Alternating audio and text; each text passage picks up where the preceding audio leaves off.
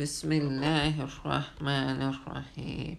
ثم أماته فأقبره ثم إذا شاء أنشره كلا لما يقض ما أمره فلينظر الإنسان إلى طعامه أنا صببنا الماء صبا ثم شققنا الأرض شقا فأنبتنا فيها حبا وعنبا وقضبا وزيتونا ونخلا وحدائق غلبا وفاكهة وأبا متاعا لكم ولأنعامكم.